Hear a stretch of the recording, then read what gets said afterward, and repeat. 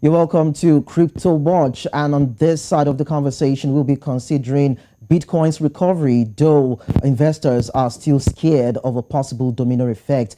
And according to what we know, Bitcoin and Ethereum rose for a third day, continuing to pull away from the 18-month lows endured at the end of last week, mirroring a rebound in wider global markets. The largest coin by market value rose 5.2% to 21,098 US dollars, while Ethereum was up 7.2% at 1,157 US dollars. However, the industry remained on edge as on Monday, as Bitcoin held just above $20,000, and investors feared that problems at major crypto players could unleash a wider market shakeout. So this is Crypto Watch, and joining me is Ola Atose, founder and CEO KoinKoin Exchange. Welcome, Ola. Yes, a pleasure. Thank you for having me, Lego.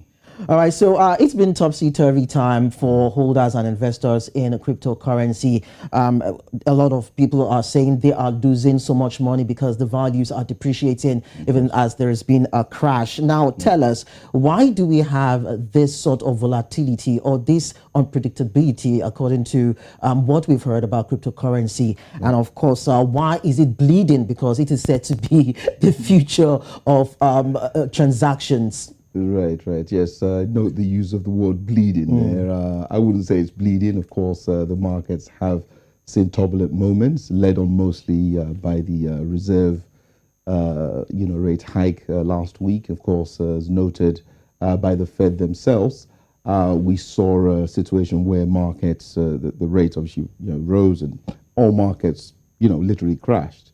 So my view is Bitcoin, Ethereum, and all crypto markets are in essence following, this sort of same, move downwards, with the looming recession perhaps being a concern, and a number of other key metrics across global economies, and sort of fear in the market, if you like. With regards to Bitcoin, especially, it's no different from any other market. We've seen situations in the past where the markets have taken a dive. In previous times, Bitcoin has lost 90% of its value. And we've sort of been here before where we have these conversations about, whether Bitcoin will continue to lose its value. That said, my view is it's all part of, what we see in markets and following what we saw over the weekend. And I think a point to note is Bitcoin does trade over the weekend. We saw a dip to, I think, the 17,000 region. Once that happened, a number of investors, speculators viewed Bitcoin as now cheap, and a number of people dove into the market to buy. Hence, we're seeing these recovery levels. All right, we'll quickly go on a break, Ola. When we return, we get to look at what can be done to actually stem the tide of this rise and fall. Okay.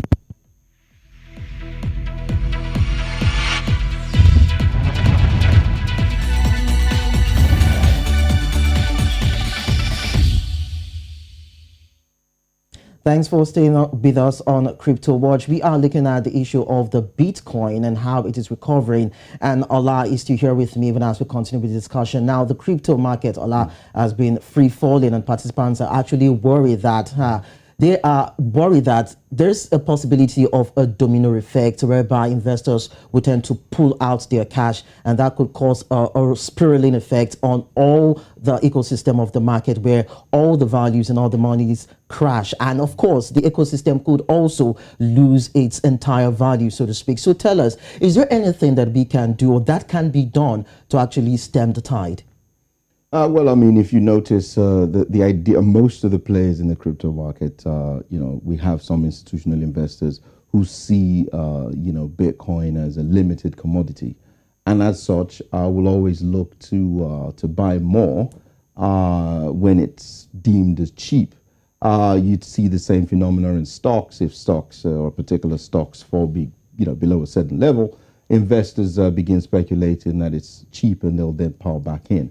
So whilst we have seen a deeper dive in Bitcoin, I note in previous cycles, we've seen Bitcoin lose up to 90% of its value and then recover. So the view of most of the sort of larger, if you like, investors, institutional some institutional investors in Bitcoin is if it gets cheap, it's their opportunity to sort of buy back in.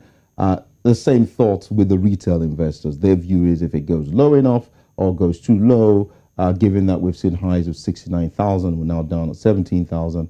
Investors, both retail and institutional investors, see an opportunity to sort of go in and buy. And that's what we're seeing. So obviously the recovery started, I believe, mostly on Sunday, given that the crypto markets opened over the weekend. And we've seen that recovery sort of push into, yesterday's session and today's session. We're certainly looking to see what will happen later on today when the US markets officially open. We're curious to see how that will affect the markets. All right, now, Ola, we understand that Bitcoin lost about 55% of its value, though it rose 7.6%. So what is that? What is the reason for that respite? And would you also advise Bitcoin holders, of course, to hold on to what they have, or would you say that they should sell at this particular time? Well, unfortunately, Lekon, we're not in the business of telling people what to do with their money. But the view, I have, and this is, an opinion, my own opinion, if you like, is that, the crypto market is still new. It's still in its infancy, and it's out there with all the major markets. Whatever happens to the major markets, be it NASDAQ or the Dow, we're seeing the same in Bitcoin. Sometimes they detach, but most times, when one falls, the other falls. So that's normal market behavior. And in some regard, that's a good thing. As the market matures more and more, you can expect the volatility to decrease. Now, in terms of Bitcoin holders, there are Bitcoin holders who bought Bitcoin when it was considerably cheaper at $30, $300, and they'd tell you themselves that they have no intention of selling. On the flip side, you have a lot of newcomers who bought, Bitcoin when it was much higher. Some of those players are the largest players in the Bitcoin market, such as MicroStrategy. And the view they have is Bitcoin perhaps should be regulated by regulators across the world, which is something we also welcome. A view to bring the regulators in so people can be better informed of what they're doing with their money and how Bitcoin can actually work for everyone. And finally, Ola, let's do a bit of comparison. Now, the fall in the crypto markets mirrors what is going on in the equities market, according to what we heard, where U.S. stocks have seen their biggest weekly losses in 2 years amid fears of hiked interest rates. So tell us, what's the similarity or the dissimilarity between equities and, of course, crypto? Well, I mean, one of the, I guess the best way to look at it is they're both dollar denominated, right? So Bitcoin is priced in dollars. We talk about Bitcoin having a dollar value. Of course, stocks, the NASDAQ, for example, it's just a U.S. stock exchange. The largest markets are in the U.S. The reserve system of the world is, based on the dollar.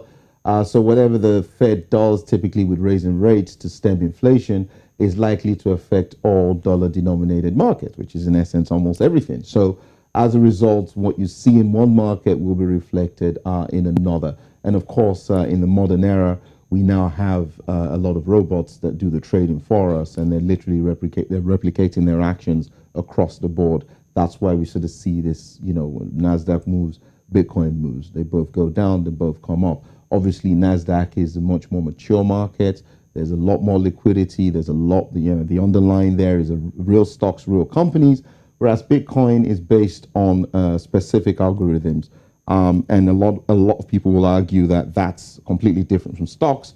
As a result, it would lose value quicker than stocks do. That said, there are a lot of investors who see Bitcoin as ultimately in the future, as it matures, as perhaps a hedge to inflation, amongst other things, or as a commodity in itself, because it's limited in value. Thank you so much, Ola Atose. Thanks for joining us. It's always a pleasure, Lekon. Thank you. Okay, so if there's anything digital investors fear the most, it is the volatility and unpredictability of cryptocurrencies. Today, you could be cashing out, tomorrow it could be crashing, and stocks do rise and fall, some people will say, but there's a difference between tangibility and intangibility. So Tolu, you would want to say maybe if there's some sort of regulation, as Ola has said, maybe that would help. But then I will bring Tolu on later on. We get to go on this break, and when we return, it will be time for NC4 to watch. To stay with us.